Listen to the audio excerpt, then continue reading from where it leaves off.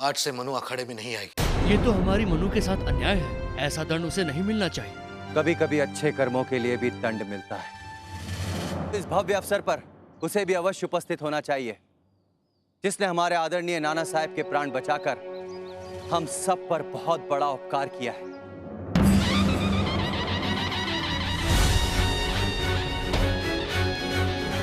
नाना भाऊ, हमें नहीं बैठाओगे? ये तुम्हारे भाग्य में नहीं है। नहीं नाना भाऊ, मेरे भाग्य में एक नहीं 10-10 हाथी है।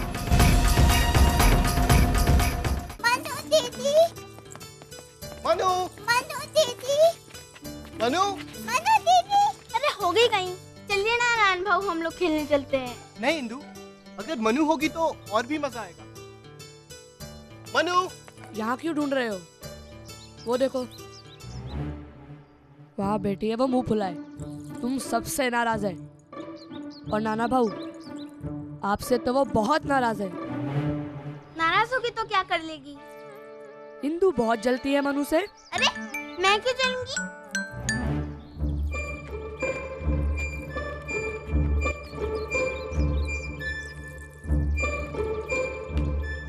मनु,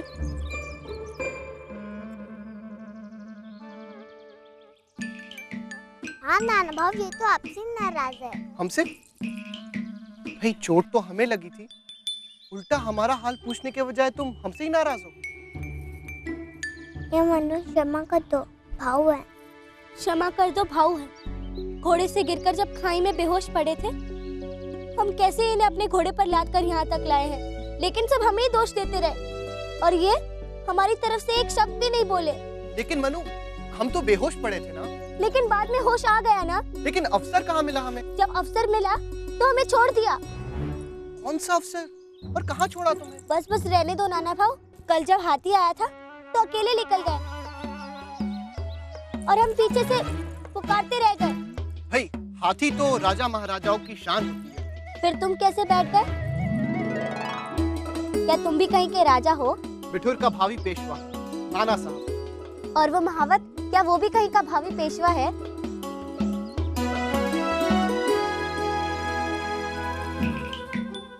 हाँ? अब बताओ नाना भाऊ। श्रीमंत सरकार तुम्हें आप दोनों को बुला रहे हैं। हम नहीं जाएंगे। नो, पागल हो गई है क्या? श्रीमंत सरकार बुला रहे हैं और तू? बुलाने दो। प्रणाम बाबा साहब। मनु कहाँ है? जी वो श्रीमंत सरकार, यहाँ है मनु।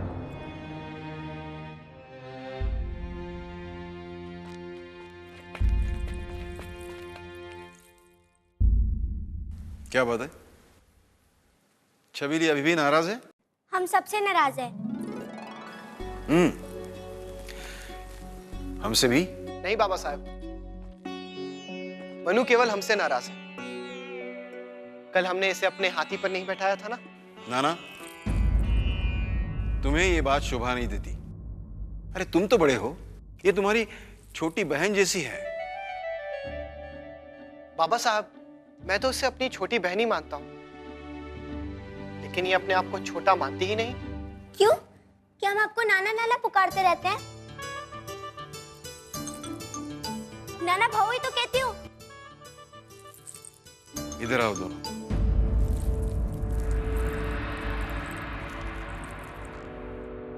देखो, इस तरह अपने नाना भाऊ से झगड़ती रहोगी तो अंग्रेजों का मुकाबला कैसे करोगी?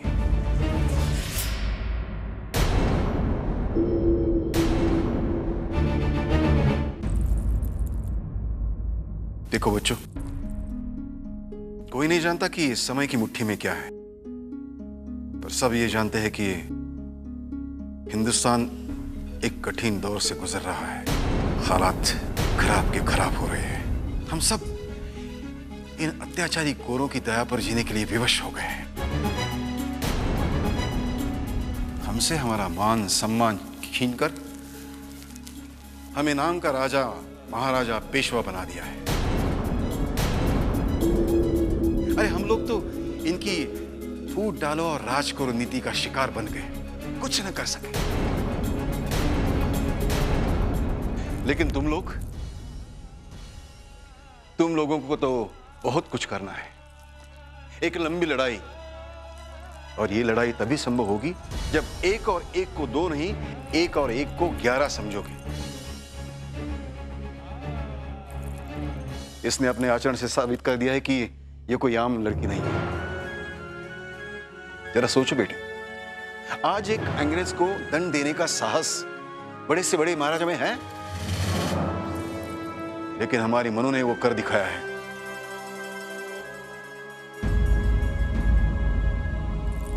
इसने तुम्हारी जान भी बचाई है। एक होने वाले पेशवा को यह उपकार भूलना नहीं चाहिए। नाना, हमारी इच्छा है कि ये हमारे पूर्वजों का शाही खंजर अपनी अटूट मित्रता के प्रतीक स्वरूप मनु को भेंट करो।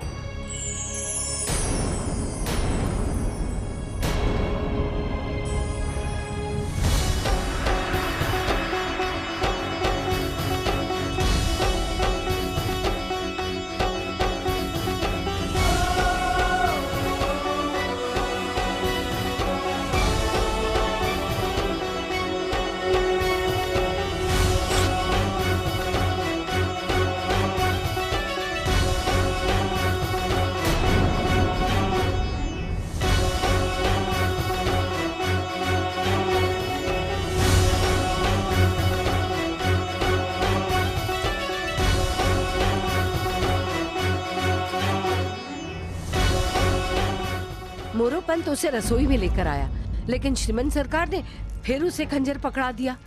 अरे कल ब्याह के अपने ससुराल जाएगी तो क्या मुंह दिखाएगा मोरोपंत? श्रीमंत सरकार की जय हो।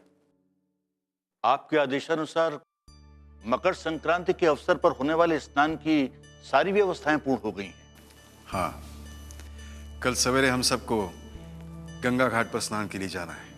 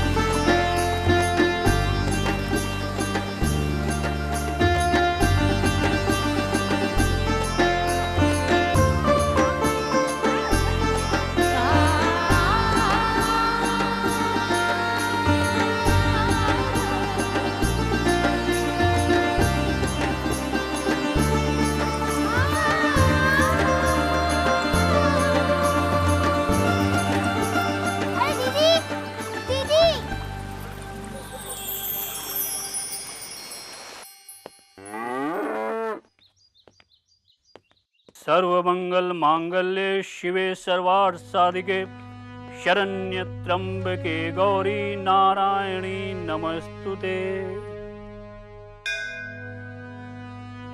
प्रणाम आचार्य जी।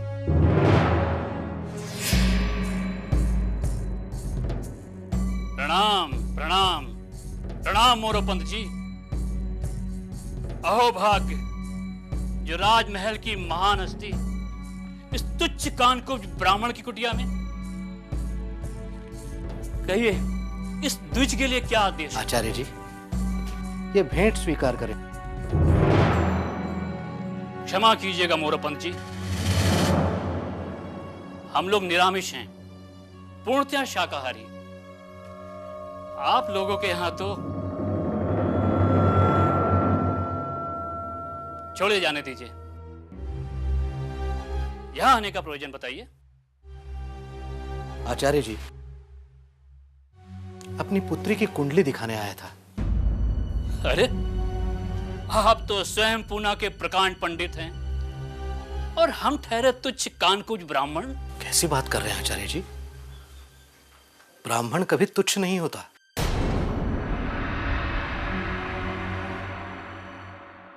ठीक है, लाइए देख लेते हैं।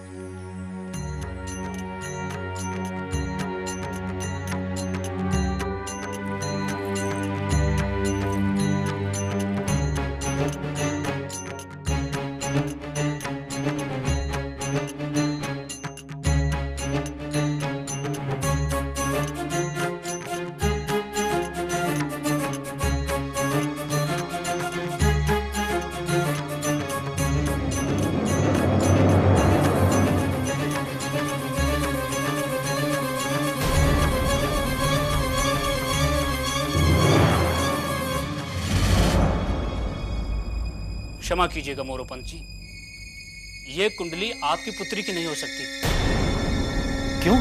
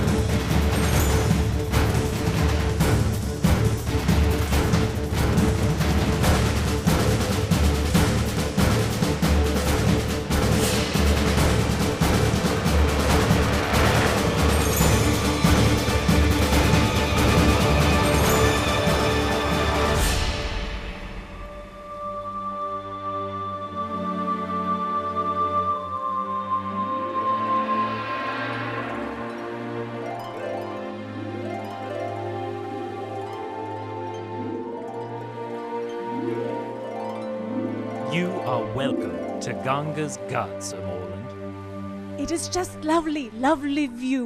Oh yes, so enjoy it, my dear Christina. आइए मैडम, आइए।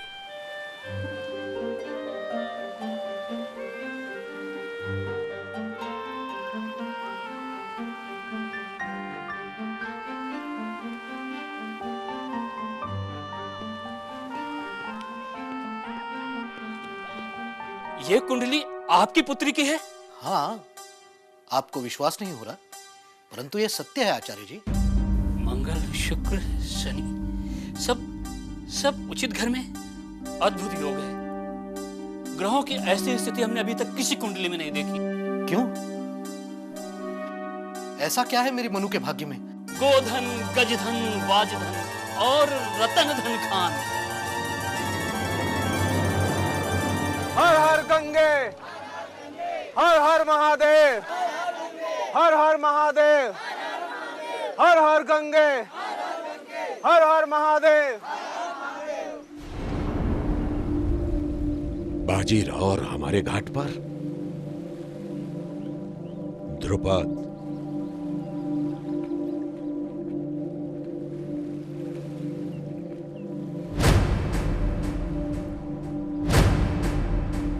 कृपा करके आप इस घाट से शीघ्र हट जाएं।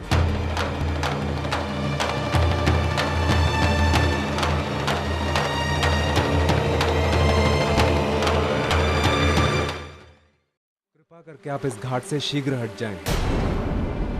यहाँ हमारे आचार्य वादरायण स्नान करते हैं। स्वागत है आचार्य जी का। इतना बड़ा घाट है, हम पीछे चले जाते हैं। नहीं,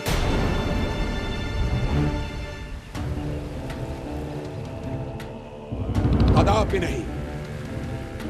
हम कान्यकुब्ज ब्राह्मण हैं। जब हम स्नान करते हैं तो गंगा की पहली लहर हमारे शरीर को स्पर्श करती है। हम किसी की धोवन में स्नान नहीं करते।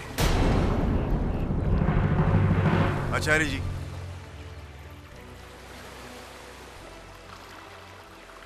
शास्त्रों के अनुसार ये गंगा माँ तो गोमुख से निकलकर अपने मार्ग में आए समस्त पतितों को पावन करती हुई यहाँ ब्रह्मावर्त तक आई है। बस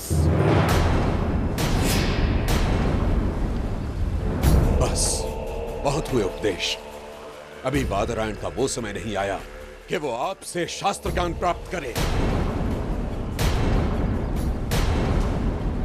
What's going on over there, Harry? Some religious difference between two Brahmins. अधर्मी ब्राह्मण नहीं है हम, कान्यकुब्ज ब्राह्मण हैं। और शास्त्रानुसार कान्यकुब्ज ब्राह्मण सभी ब्राह्मणों में श्रेष्ठ हैं। कठोपनिषद में स्पष्ट लिखा है, मृत्यो समृत्युम आपनोति यनावे उपश्यति। अर्थात जो व्यक्ति संसार में दूसरों को अपने से अलग दिखता है वो मोक्ष को नहीं मृत्यु प्राप्त कर जाता है।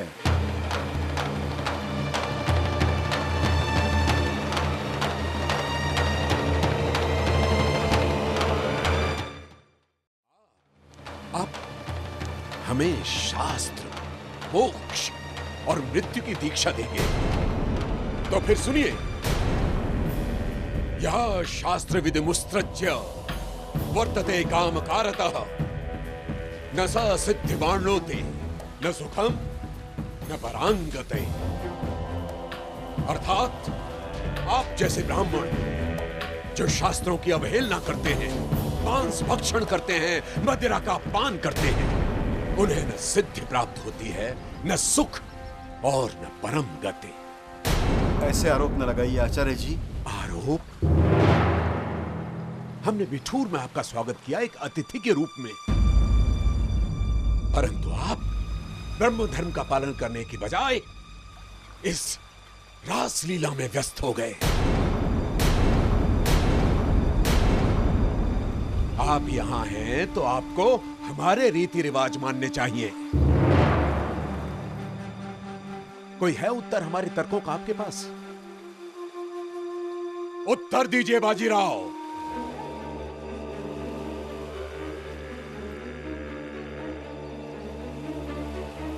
उत्तर दीजिए, दीजिए कोई उत्तर।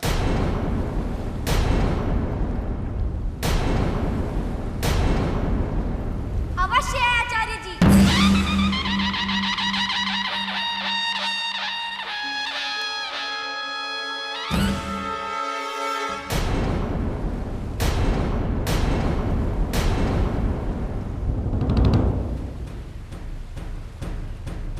ईशावास्यों उपनिषद में ये साफ लिखा है, जन्मना जायते शूद्रः संस्कारात् भवेत् द्विजः वेद पाठी विप्रः इति ब्रह्मयम् जानतं ब्राह्मण।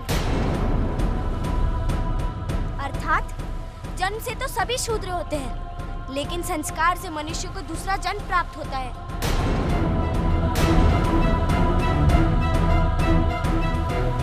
वेद का केवल ज्ञान ही नहीं, श्रेष्ठ कर्म के द्वारा व्यक्ति ब्राह्मण होता है।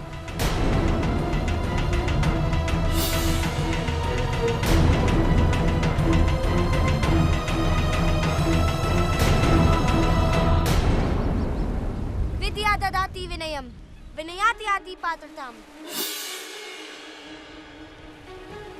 अर्थात विद्या से तो विनय की प्राप्ति होती है, लेकिन आपको इतना अहंकार है।